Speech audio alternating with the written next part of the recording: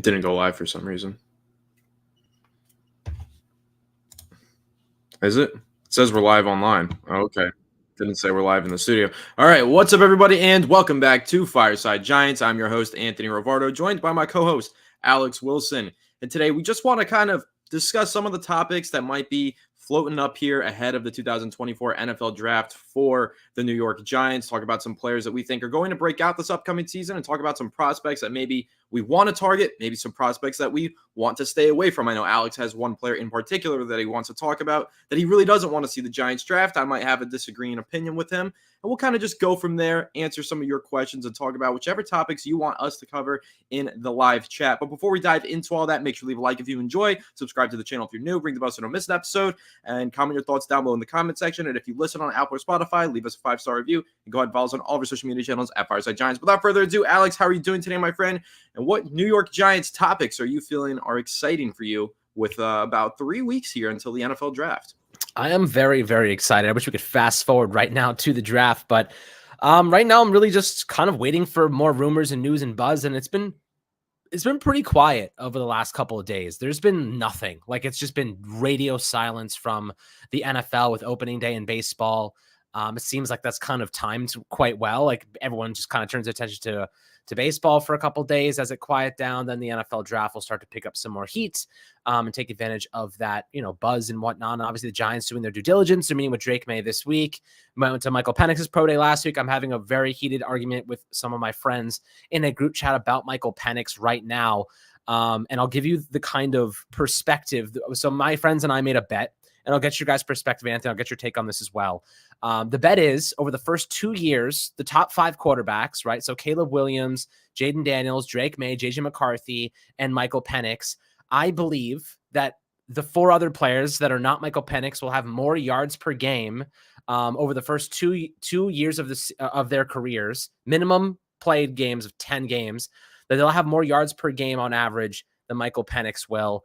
And then every touchdown is an additional 50 yards, just as a variable to consider. And then every interception is minus 50 yards. So I believe that the top 4 quarterbacks will have more yards per game, and that includes rushing as well, not just passing. I believe that in total they'll have more yards from scrimmage with the touchdowns and interception variables incorporate over the first 2 years of their career, minimum of 10 games, more than Michael Penix. They all believe that he's a top 15 pick. I personally think he's going after the 15th pick. I think he's probably going in the 20 range maximum. I don't see the upside. He's 24 years old, the injury history, I don't get it. What would your take be in this situation? Do you think that he will have more yards from scrimmage over the first 2 years of his career than those other guys?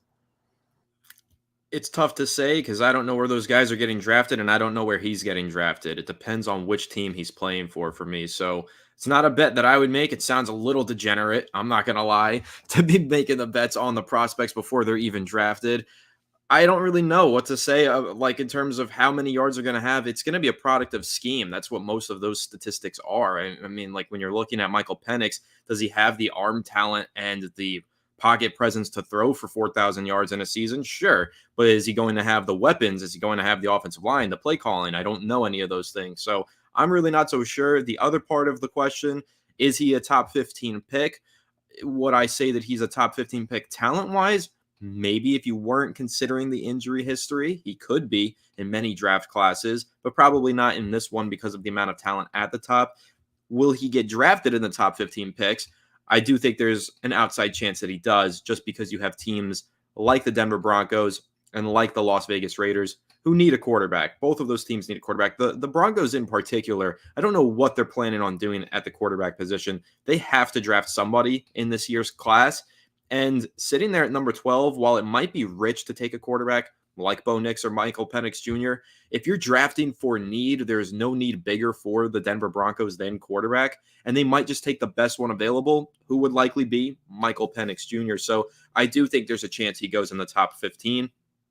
And if it's not to the Broncos, I could totally see it being to the Raiders. But then there's also a chance that these teams wait on him and they don't take him early. Maybe they trade up into the back end of the first round. I think that's probably where he lands. If I had to bet on it, I would say between picks 20 and 40 is where he's going to get drafted. I know a lot of Giants fans want to take Penix at 47. I don't think he lasts that long because of the demand for quarterback in this league right now.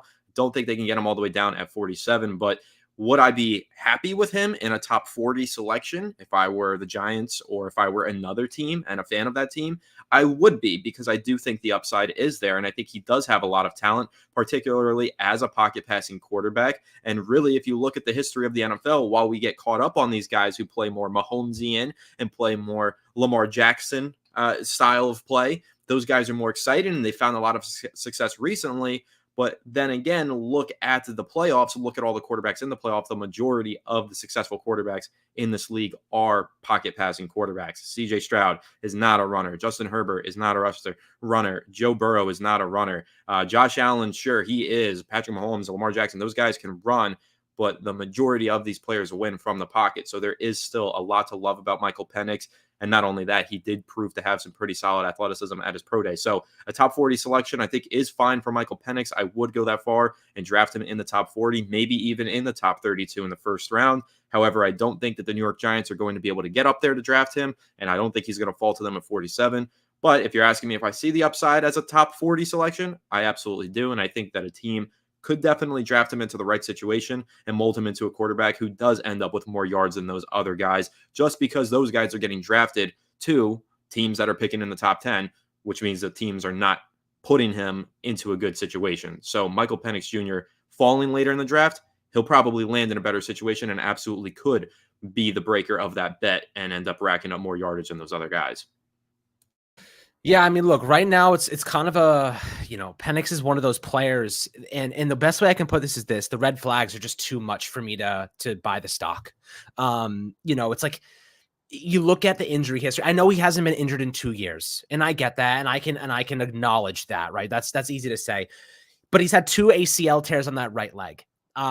He's had an AC joint sprain to his throwing elbow and a broken clavicle. Now 2 years of clean football, we like that. That's very good. And for what it's worth, the whole 40-yard dash time and the jumping does not change my outlook on Michael Penix at all, because he does not run in games.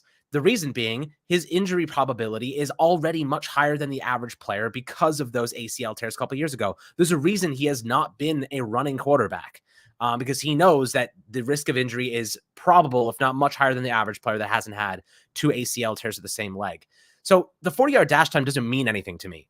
Now, he is very good at resetting, manipulating himself in the pocket, buying some time in the pocket. But once he's out of the pocket, flushed out of the pocket, teams that force him out, if they send extra blitzers, like, for example, a defensive line or defensive coach like a Wink Martindale, he would have absolute mayhem trying to operate, because he's going to send extra blitzers. He can't move out of the pocket. He's going to get overwhelmed, and you can't just throw it up to Rome Odunze and beat college cornerbacks in the NFL level. A lot of times when he was making those last-second throws, these wide receivers were open by 5-10 yards of separation. The NFL, it's not like that. You're going to be blanketed in coverage. You're not going to know if these guys are open, and you're going to throw interceptions that way. And he went 20 touchdowns and 9 interceptions down the stretch to close the 2023 season. I just think that he is a very specific quarterback, and you kind of referenced, has to be in the right system. He has to be with a elite offensive line with good receivers. And like you said, teams drafting in the top 15 aren't giving a Michael Penix that level of support a lot of times. There are some occasions where it might be okay. But I think that for the most part, Michael Penix is not being drafted into a team that has an elite offensive line, air raid offense, great, Jalen Polk, Rome Odunze, McMillan, one of the best offensive lines in the game in college football. He had everything he needed. Like, the only other player that I could say had a better situation was Jaden Daniels at LSU. So I just don't think that the Giants, especially the Giants, we don't even have close to the amount of support we need to offer Michael Penix to be a good quarterback on day one. We have until proven otherwise, the worst pass blocking unit in football, and we have a really thin wide receiver core. So I just don't see it. I don't get it.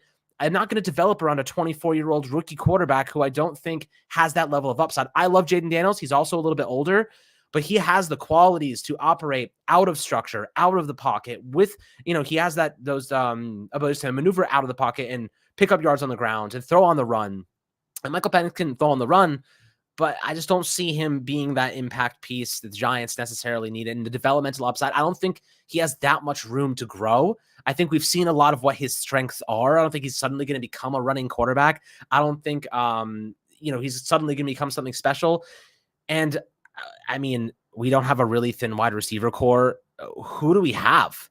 Right now we have Isaiah Hodgins, Wan'Dale Robinson, and Darius Slayton and Jaylin Hyatt. Wan'Dale Robinson's a very solid player. Darius Slayton's a solid player. Jaylin Hyatt, we just don't know what he's going to be. Darren Waller's probably going to retire. Hodgins was barely, they only kept him because he was cheap. He probably isn't starting on many other teams. We don't have a WR1. Our receiver core is not very good. If you lose Slayton, if you lose Wan'Dale, our receiver core is toast. We're finished. We don't have anybody there. We're going to add people this offseason for sure. But, with that being said, Anthony, this is a really deep wide receiver class. We are going to add, whether it be a first round guy or a second round guy, I'm pretty confident we're going to walk away with a pretty solid talent. And we talked about the receivers in the most recent video, but let's talk about some of the guys on the Giants right now, those youngsters like Wan'Dale and Jaylin Hyatt. How do you think the Giants can get Hyatt more involved? How do you think that they should operate with him next season? Because we know he's a deep threat, but do you think that he has a little bit more room to grow in terms of his route tree? I mean, he has a ton of room to grow in terms of his route tree. He wasn't asked to run a full route tree at all during his time in college, nor his rookie season with the New York Giants. So yeah, there's room for him to grow. Can he grow? Yes, I believe that he can. But last season, he definitely showed that there was room for improvement in his route running underneath. I thought that there were a few slants or outs that probably weren't ran as precisely as they needed to be, and ultimately he didn't gain the separation that he needed to. He also had a few drops last season. The concentration drops need to be fixed in 2024, but ultimately, how do the Giants get Jaylin Hyatt the ball more this upcoming season is what you asked me. They have to throw the ball more downfield. They need a quarterback who is willing to maximize the talent of a guy like a Jaylin Hyatt or a Darius Slayton and take those shots downfield. And they also need to call more aggressive plays. And I know that this is probably where people insert the cliche, you can't throw the ball deep unless you have a good offensive line. That's not necessarily true. You can throw the ball deep if you don't have a good offensive line. There's things called a bootleg. There's things called a 7-step drop. Like, there are different ways, basic football fundamentals, to create deep shot plays, even if your offensive line is bad. You don't believe me? Go rewatch the 2011-2012 New York Giants Super Bowl winning season. Eli Manning was dropping bombs on defenses all day long while getting smacked in the pocket, standing and hanging in there with a bad offensive line in front of him. And they were scheming ways for him to get an extra couple seconds in that pocket or outside of the pocket to throw the ball downfield and give his receivers a chance to make a play. The Giants didn't give their receivers chances to make plays last season until Tyrod Taylor got into the lineup, and he proved that even with a bad offensive line, you can take deep shots. You just have to be aggressive enough, and you have to read the field well enough to find those open men downfield. So the Giants, the priority here should not be, in my opinion, drafting a wide receiver who can make more of those deep plays. It should be drafting a quarterback who can find those receivers and make those deep plays, because it's really going to come down to the quarterback's willingness to hang in the pocket, take a hit, and also take the deep shot downfield. So for Jaylin Hyatt, how does he get the ball more next season? They need to have a quarterback that's more aggressive. They need to have a play caller who's willing to take those deep shots as well. So those are really the two things to fixing Hyatt's production. Now, the other part of it, he does need to improve his route running. He needs to improve his hands. If he doesn't improve his hands, then the Giants aren't going to be able to rely on him on an every down basis, and he's going to be just a deep threat. I don't want that to be the case for Jaylin Hyatt. I want him to be able to be an every down receiver, but he needs to become a better and more complete receiver in order for that to happen. He needs to start separating more in the intermediate portion of the field and not dropping passes. Those are big keys for Jaylin Hyatt. If he does those things, then I think he'd become a focal point in this Giants offense. And I do agree and disagree with the comment from Chris D. We don't have a really thin receiver core. I don't think we have a thin receiver core. I think we have a lot of depth, but we are missing that X factor. We are missing that top component. I think that Darius Slayton is a great receiver. I think Jaylin Hyatt, if he develops properly, will be a great receiver for us. Wan'Dale Robinson, I feel the same way. And behind them, Hodgins is pretty good. Who knows what Bryce Ford Wheaton provides coming back from injury next season. There are players on this roster who play the wide receiver position well, but not well enough to be an every down target that you build an offensive game plan around. That's what the Giants are missing. So I don't think that it's a thin receiver core, but it's missing the main piece of the receiver core, making it ultimately not a good unit. So whether that be the first round pick with the receiver or be second, third round pick, the Giants need to find the guy that separates and gets open on all 3 downs, all 4 downs if need be. That's what you need to do in order to find the next component of this offense, in my opinion. Yeah, I mean, look, Jaylin Hyatt, I wish they could utilize, or I hope they can utilize him a little bit more on those crossing concepts. They work so well for Darius Slayton, and I think that long term, Hyatt will probably end up replacing Slayton in terms of, Slayton's going into the final year of a 2-year, $12 million deal. And ultimately, I think that long term, they're going to want to move off of Slayton. They'll probably draft a receiver this year, at least first or second round. We'll see what happens, and then move on from him. And Hyatt will take that role, being that backside dig guy, that 9 route guy, that crossing concept guy, kind of just fill that role where he can run in a straight line and beat his guy based on pure speed. Like, that's the way. I mean, Hyatt's strength is not his twitchiness. It's not his ability to stop and start. It's his straight line speed. So you got to develop routes where he makes one cut and guns it, or is simply just running straight, running across the field. That's where I see him being the most beneficial on this, especially if you're playing man coverage. If you just have him running in a straight line, he's going to win. He's going to win those battles. So, right now I kind of feel as though if you're the Giants, you got to use him a little bit more strategically, scheme him open. A lot of time. I mean, then again, though, like, the offensive line was so poor at times that we couldn't even scheme anyone open. We were just hoping that our offensive line gave our quarterback just a little bit of time. And, honestly, watching Tyrod Taylor operate, he managed to get the ball downfield a lot. And, a lot of people talking about Wan'Dale Robinson too. I really like Wan'Dale Robinson. I think he's one of our best players. I think he's a guy that, coming off an ACL tear, made quite the impact last season. I think that they can expand his route tree. Also, he's not that bad when targeting him downfield. They had a couple throws last year when they threw him the ball like 20 plus yards downfield, and he can go up and get them. Like, he's not that bad when it comes to contested catches. Not the way I would use him, that's for sure. It'd have to be scheme specific. You'd have to strategize around what play you're going to use to get him open. But on those short concepts, get him into space. He takes those hits across the middle. He's fearless. Like, I kind of get scared sometimes because he takes hits and he looks like he's going to get hurt one of these days. He's so small. But he's so shifty, he can pick up extra yards. Like, he's a player that if you put him on the Chiefs would probably be like one of their best receivers. You know what I mean? Like, he would be like one of those guys that like leads their receiving team in the Super Bowl. Like, that's how good I think he can be. The Giants need to focus on getting him more involved. And I think another premium receiver talent would be kind of a good way to take attention away from him. Saquon Barkley leaving opens up a massive hole. And to me, it seems as though if you're the Giants and you replace Saquon Barkley with Devin Singletary, who I like Devin Singletary, but he's not Saquon. You're considering, like, in my opinion, this offense is going to change, right? Like, we're going to start to see a major shift away from a reliance on Saquon, whether it be in the running game, in the receiving game, and a much more big reliance on the passing game, reinforcing the offensive line, which they did this offseason with Runyon and Jermaine Illuminor, and, bringing in Carmen Brasillo, who's much better than Bobby Johnson schematically. How do you see this offense progressing without Saquon? I see it becoming a much more pass-heavy system, given the fact that our offensive line performance is better. We add another receiver this offseason. Listen, if they add another wide receiver this offseason, it's going to be through the draft. I don't think that they're going to go out into free agency and find any veteran talents that are going to be difference makers at this point.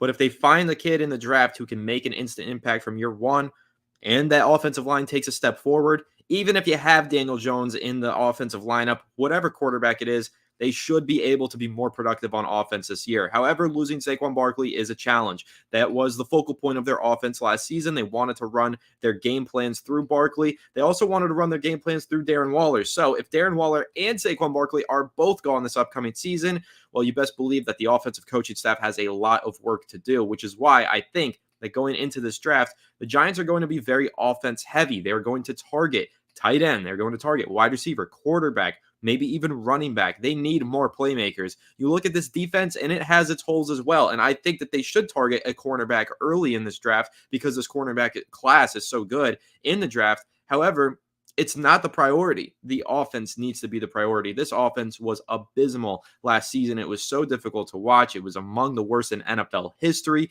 85 sacks, the most in 30 years from an NFL team, led the league. That plays a part in it. Obviously, the offensive line is accountable for that. Quarterback is partially accountable as well for how many sacks, but you can also blame the receivers not separating quickly enough, not getting open early enough in their routes to get the ball out of the quarterback's hands. It's all just one amalgamation of crap on the Giants offense. So in the draft, they need to invest in that side of the ball. So I think that's going to be their focal point, whether that be a WR1 in the first round or QB in the first round, whatever Brian Daboll thinks is going to fix this offense and transform the way that it operates and become more efficient and more explosive. That's the way that they are going to go. And then after they get that personnel in there through the draft, I think Brian Daboll will decide whether or not he's going to call plays for this offense. And if he chooses to call the plays, I think that would be an exciting tell for the quarterback and how he's going to try and develop him early on. We should be able to get a sense of that, how much of a hands-on role Brian Daboll is going to play in that QB's development if they do draft a QB.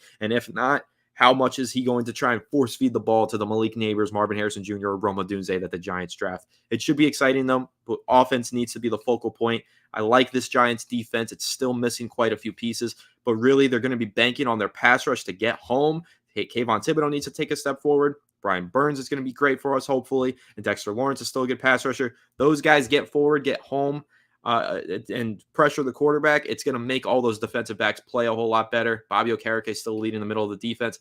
That's really the key there.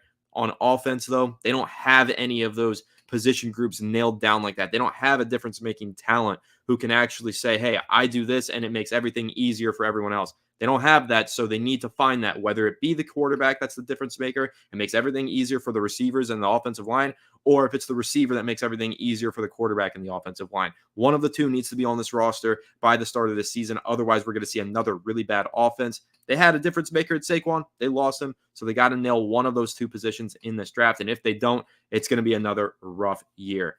Do want to respond to this one from Paul Sarka. Hey, Anthony, do you think we could trade for a proven WR1 instead of drafting a wide receiver? Yes, I do. And it's something that we discussed on the channel recently, and I'll throw it out there as a sort of hypothetical mock trade scenario here. If the Giants were to go quarterback in the first round, likely need to trade up, maybe only 2 spots, but you're likely sacrificing the number 47 overall pick, which is where you probably would draft that wide receiver. So if you are sacrificing that number 47 overall pick, or if the Giants decide they want to take a corner with the number 47 overall pick, which I think would be a good selection, then you're going to have your QB in place, the rookie for the future. You're not going to have your wide receiver in place to be your WR1 for the season. How do you get that guy? I think you wait until training camp. You see who's available on the trading block, and you trade your 2025 draft capital, maybe a second-round pick, to go ahead and land a WR1. Who would that be? I'm not so sure. Could it be T. Higgins? Could it be Brandon Ayuk? Those are probably the 2 names that you're going to hear the most. But there's probably other names out there that I haven't really looked into that could be on the trade block and ultimately could find themselves in a situation to demand a trade when training camp rolls around because they didn't get the contract that they want. I think Chris Olave is another one that you and I mentioned, Alex. If he doesn't get a contract, or I think that he's entering maybe the final year of his deal, I can't remember. There's somebody else out there. There will be talent available on the trade block by the time training camp rolls around. That would be the time for the New York Giants to trade for a WR1. I don't think it happens on draft night. We'll see how the draft board falls out and who they end up drafting.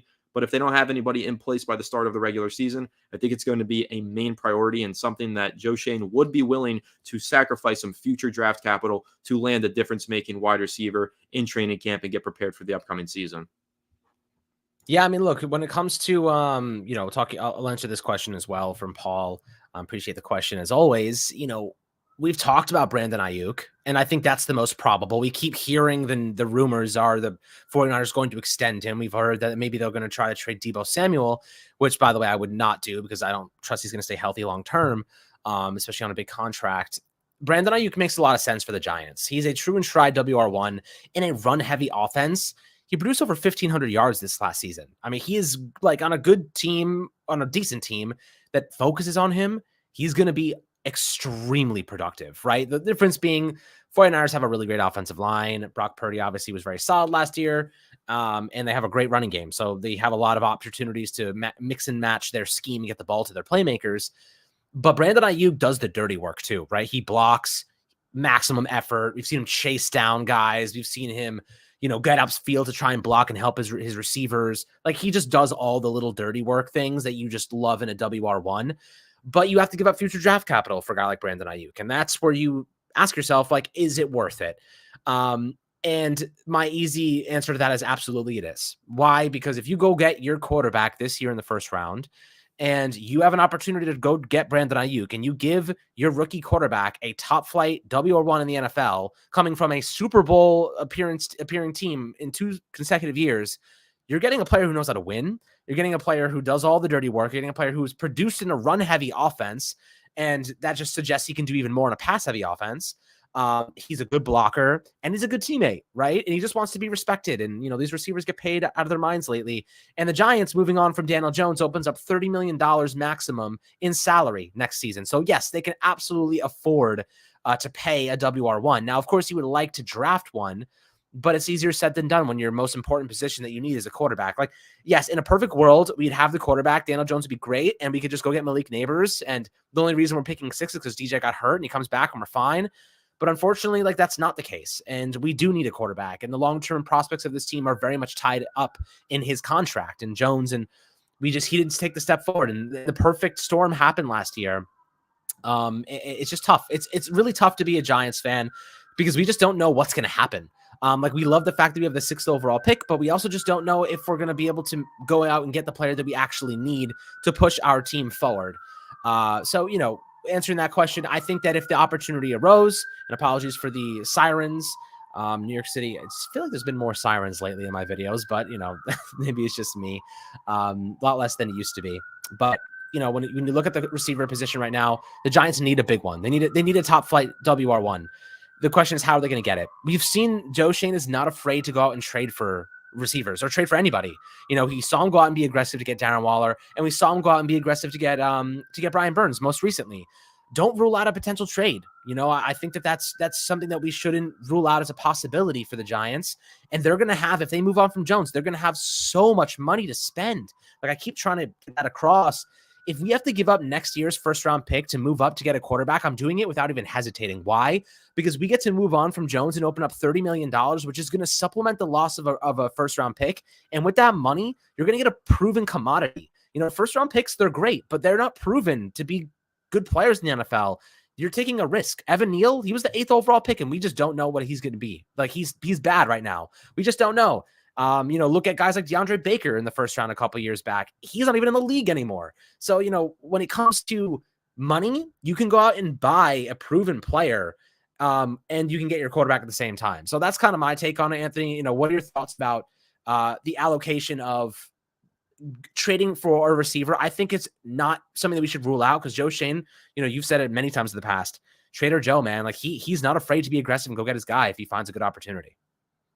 Yeah, Joe Schoen loves to trade. He loves to wheel and deal, and he always has, even from his time with the Buffalo Bills. He was heavily involved in the 2 trades that the Bills made to move up and draft Josh Allen. So if he does fall in love with a quarterback in this year's class, you can expect he's probably going to do everything in his power to trade up and land that guy. Now, again, it takes 2 to tango. You don't know if those teams ahead of the Giants are going to be willing to trade down.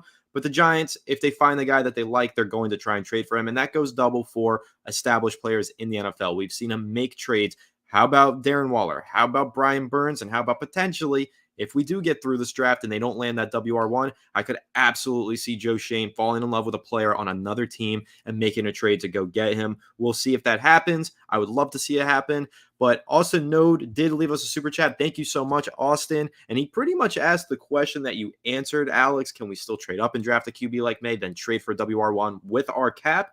DJ's cut after the season, so can we backload the cap? And you pretty much broke it down there. The Giants do have enough salary cap space to trade for a WR1 because they can move on from Daniel Jones after the season. But this year, they would have to do some restructuring of contracts. They'd have to restructure Dexter Lawrence probably a second time, would definitely need to restructure the contract of Andrew Thomas. And then after that, they can go ahead and make a trade for a WR1 and pay him. That's the big key here is a guy like a Brandon Ayuk, a guy like a T. Higgins. Those guys want long-term contracts, so you have to trade for them and pay them, which is not always the easiest thing to do, but the Giants, they can afford to do it.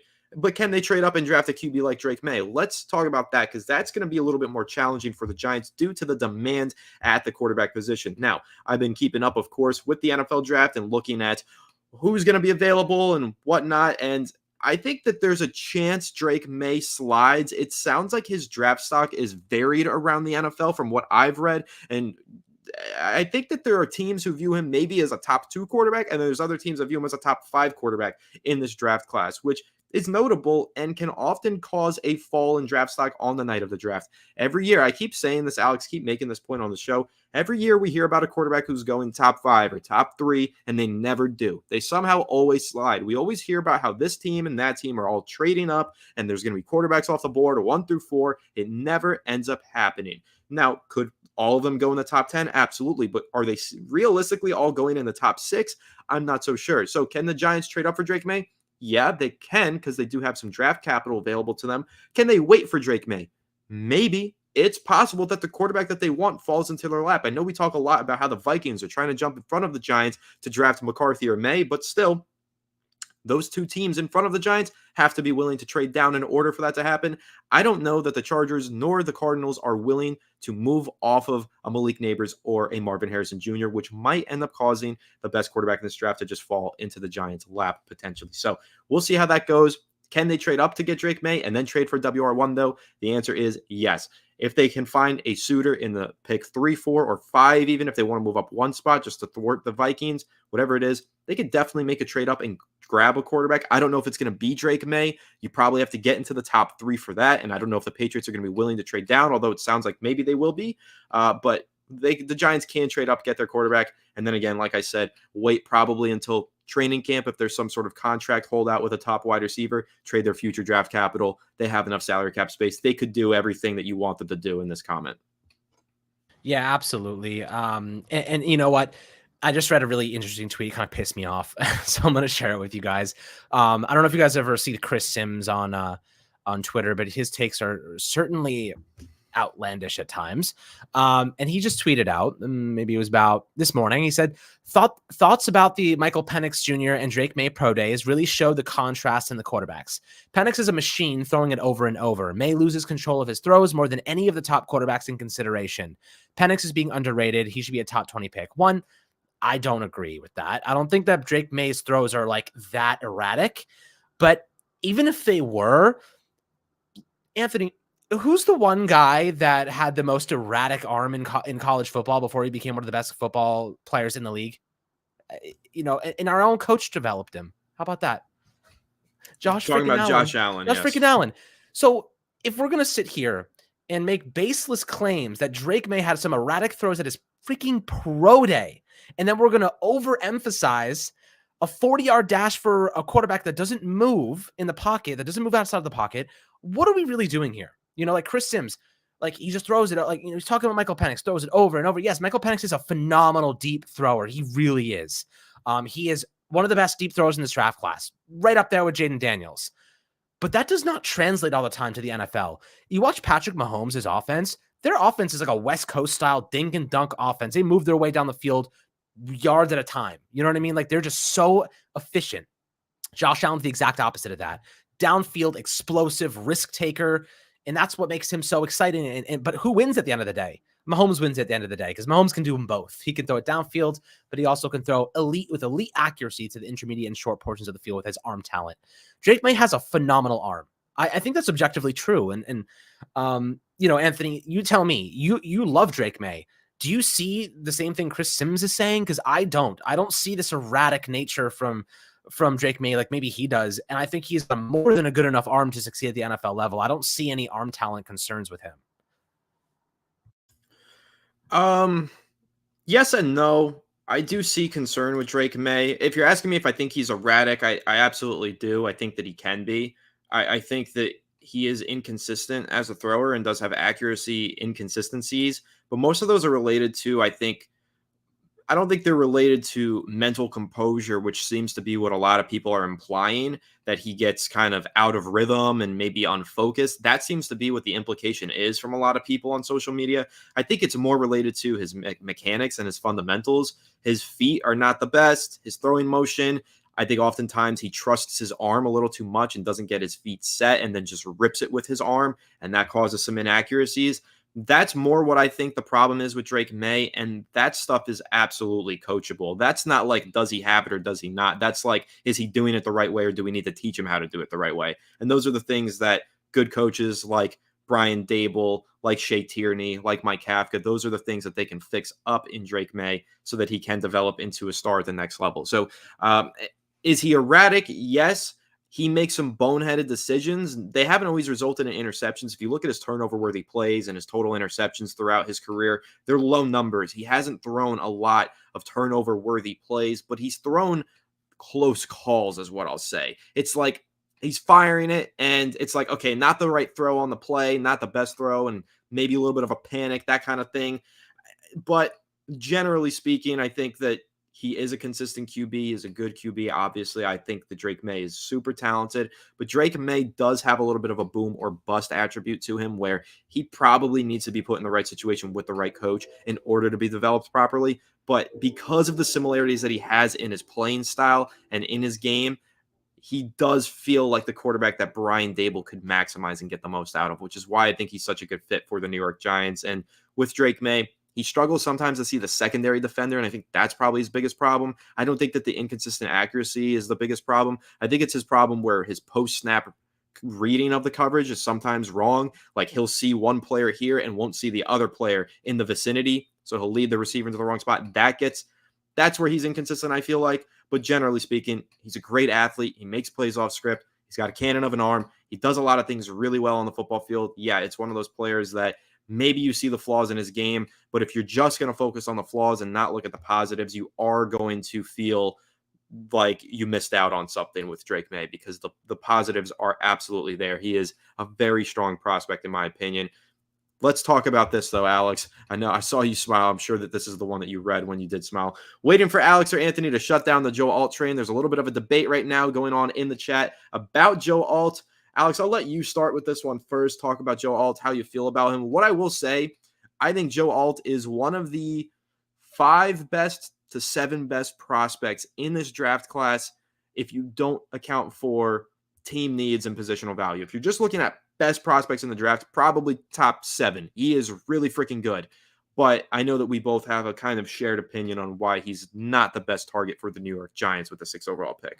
Yeah. I want to address this once we finish with this conversation. I want to wrap back around to Drake Maye just for a second, just want to talk about the coaching, and the boomer bust there. But I will say about Joe Alt, yeah, like the dude's a monster. Like he's going to step into a situation on day one and be a very good tackle in the NFL. Most likely, nothing's guaranteed, but there's a good shot. There's 2 big reasons that the Giants should not be drafting Joe Alt, right? One, we've already spent, it would be the 3rd consecutive season that we've spent a top 10 pick on a top offensive tackle. What does that tell you, right? What does that tell you? 3 or 4 years, you spend a top 10 pick on an offensive tackle. What does that tell you? We can't develop these players. You know what I mean? We need to develop the talent that we already have, right? We need to develop these guys. Evan Neal, his tape at Alabama is good. What happened to him between now and then is on the shoulders of Bobby Johnson, in my opinion. Injuries and Bobby Johnson are at fault for Evan Neal's lack of development because he was too good of a prospect to be this bad in the NFL. The truth is this. I really like Jermaine Illuminor. Like, does that stop me from drafting Joe Alt? No. But the Giants have so many other needs, guys. We need to spread the draft capital around. We can't consistently spend draft capital at the same position over and over and over again. It's malpractice to building a roster, right? Like you can't keep throwing this at the same position. We already have a star left tackle, right? Jermaine Illuminor coming from Carmen Brasillo's scheme with, by the way, he has 2 years of experience with the Vegas Raiders in Brasillo's offensive scheme, in his pass blocking and run blocking scheme. In his first year, Brasillo's first year with the Raiders, Jermaine Illuminor played a key part in being a part of one of the best offensive lines and run blocking in the game. They led the league. Josh Jacobs led the league in rushing yards. Okay, fast forward to last year. The Raiders' offensive line was basically patchwork. They had Greg Van Roten starting at offensive guard.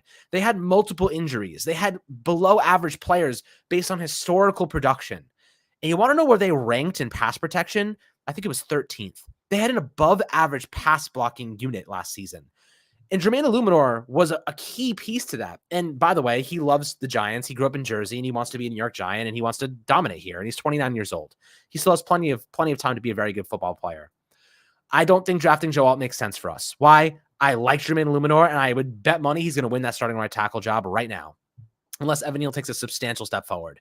Andrew Thomas is locked and loaded at left tackle. The second reason I don't think Joe Alt is the right fit for us is because we're going to have to move him to right tackle where he's never played, right? So you're taking a true and tried superstar left tackle prospect and then moving him out of his position. It's like trying to throw left-handed if you're a righty. That's what they'll tell you. They'll tell you the fundamentals are completely different. Your footwork is different. Your hand placements are different. Your mental aptitude is different when you're playing the different side of the offensive line. It's not so easy just going, let's go put him at right tackle. You know what I mean? Like, it doesn't work that way in professional sports. You can't just put players around and hope that they are good.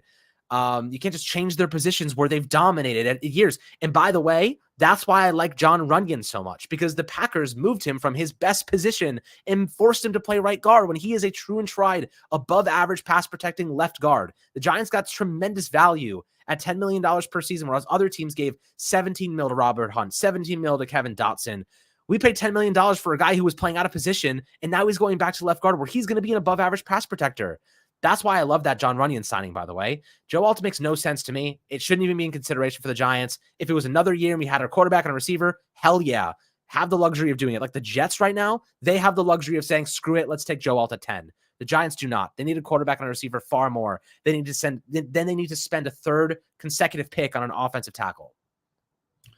I agree with you. I think that player development is the key here. The Giants do have talent on their offensive line. I think Marcus McKethan, I think Josh Azidu, I think Evan Neal. These are all guys that the Giants drafted with high hopes, two of them in the top 3 rounds, both top 100 picks. If you're looking at Evan Neal, a top 10 pick, and of course a top 100 pick, and Josh Azidu, I believe he went 67th.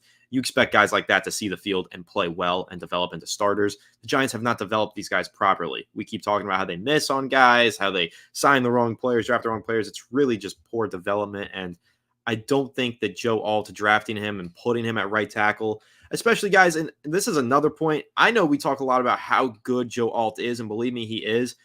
But because the Giants don't need a left tackle and they need a right tackle, the better argument here for you guys to start making about drafting an offensive lineman is trade it down to pick 15 and take Talisi Fuaga, who is an absolute dominant right tackle, tried and true right tackle, a great prospect, a first-round Pro Bowl caliber prospect. That's the argument that these offensive line fans or like advocates should be making. Giants don't force Joe Alt into, the right tackle spot. Trade down and take Fuaga, or how about J.C. Latham out of Alabama? I know Giants fans don't want the Alabama offensive lineman. The guy's a mauler, and he's a tried and true right tackle. There are right tackles in this draft class that are excellent. You guys got to dig a little deeper, go to these other offensive tackles in this class. It's not just Joe Alt and Olu Fashanu.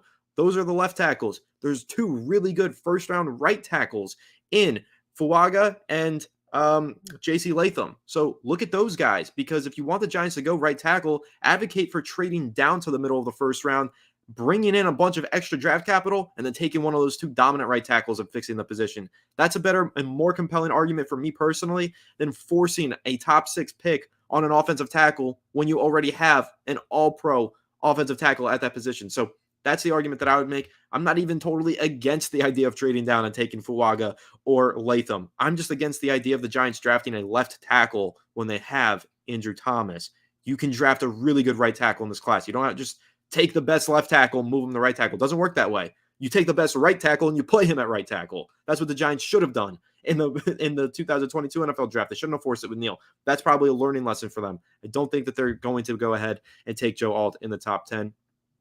Christian Whitehead with a super chat. Love the content and the daily uploads. Thank you, Christian. We love hitting you with the content and the daily uploads. We hope you all had a very nice Easter with your family. If you do celebrate yesterday, we didn't post because we were celebrating with our family. Spending time with the fam is always good. But we do love to post daily as often as we can. We do post on some holidays, try to post whenever we can. And we just appreciate all of the love and support that we get from guys like you, Christian, and everybody else in this chat and viewing this live stream right now. But Alex, I think I really like the point that I made there. If the Giants are going to go offensive lineman, if they're going to go tackle, you trade down, you take one of the right tackles in this class who are really good. Even if you want to trade down even further, how about Amarius Mims out of Georgia, freak athlete, not a lot of experience. There are like 3 really good right tackles. I never see them pop up in the comment sections of our videos. That's the argument to me. If you wanted to make the argument for the offensive line, it's not Joe Alt. It's one of those 3 really good first-round right tackles in this draft class. I don't know how you feel about that. Moving back in the draft is certainly an option if the Giants don't walk away. And thank you again, Christian. Means a lot to us as always. But you know, I'm not as supportive this year of moving back, and the reason being is that we've seen what this does. We've already had first-hand experience what happens when you trade back and try to get better value elsewhere. We moved back, we ended up with Kadarius Toney, and look how that turned out. I think we just stick and pick, even if we get there and teams are calling and they're offering, unless it's like a blowaway deal that's like, oh, we just can't say no to this. Then sure, consider it.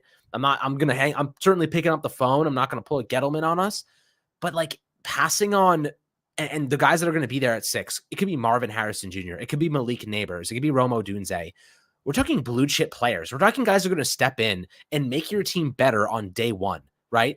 I'd say moving back to get an offensive tackle. I'm not really supportive of a tackle in the first round. I think I'd rather bank on Brasillo developing somebody in the middle of the rounds. We talked about Rosengarten, I think his name was, from Washington, that athletic guy who has like a ridiculous athletic profile, solid production, was actually really good for Washington last year as like a 4th round draft grade. And he could be a really nice developmental piece. Now, he's not Joe Alt. He's not Fatano. He's not Fashanu. He's not one of those top guys. But listen, you can't only spend top picks at positions, for God's sake. When are we going to develop players? You know what I mean? Like, when are we going to actually make some players great? It's been years since we've had, aside from Andrew Thomas, our offensive line has been the worst developed line in football, right? You win the draft in the mid rounds, the mid to late rounds. You do not win the draft in the first round because the probability of the first round is so high, it's so much higher of hitting, right? Than the second, third, fourth, fifth, sixth, seventh rounds. So much higher going to hit on the first round prospects. That's where your scouting actually comes into play. And for what it's worth, if you look at Dave Gettleman's draft classes, his first round picks were by far his best selections, by far. Like, can't miss. Top 5 picks every single season, can't miss players for the most part. At least some of them. I'm giving him too much credit. But after the first round, it was a bloodbath. Aside from Xavier McKinney, I can't tell you one player on this team that actually was a good player from Dave Gettleman's era. That was after the second round. The third round, guys, like O'Shane Zimenez. Like, I can't even recall. Aaron Robinson has barely played.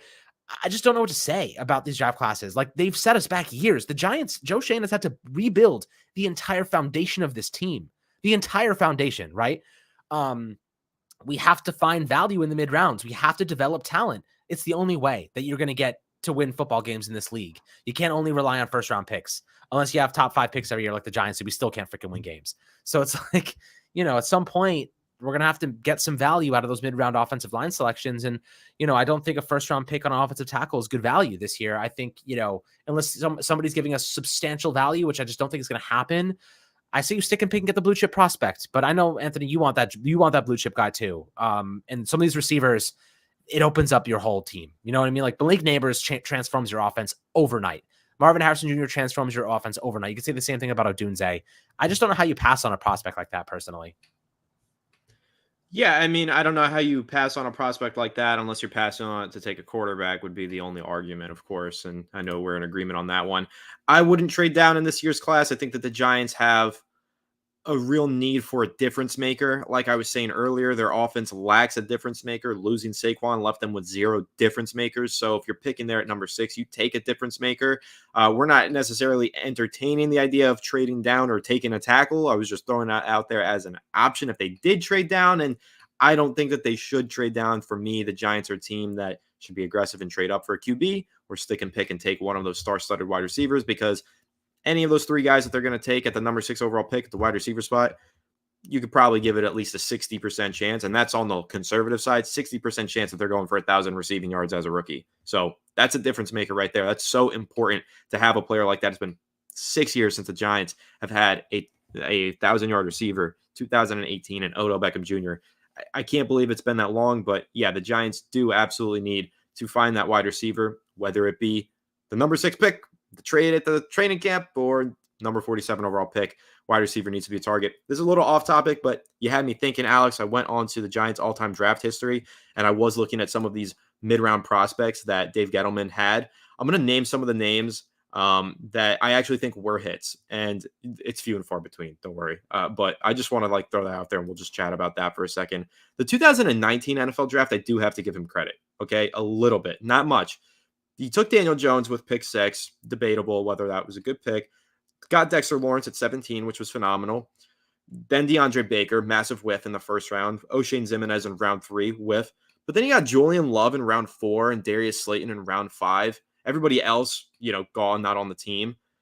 But he hit on 3 picks. One's an all-pro. 2 of them are solid starters. Julian Love no longer with the Giants. Slayton, a great player for the Giants. That was a pretty decent draft in the middle rounds. Then the next year, I mean, we're talking Darnay Holmes being the best mid-round pick because he's stuck around with the Giants and been a solid depth piece. But outside of that, you're talking Shane Lemieux, Cam Brown, Carter Coughlin. TJ Brunson is a name that I forgot even existed. Chris Williamson as well. He didn't even make the roster as a rookie. Looking at 2021, Kadarius Toney, Azeez Ojulari, Aaron Robinson, Ellerson Smith, Gary Brightwell, and Rodarius Williams has to be one of the worst draft classes of all time. That was bad. That one was really freaking bad. So looking at those picks, I'll agree with you. I'll always agree with you. I think Dave Gettleman set this franchise back pretty far, but it's interesting to see how some of those players may have stuck around. But now we're in this new era with Joe Shane and Brian Dable, 2022 and 23 draft picks.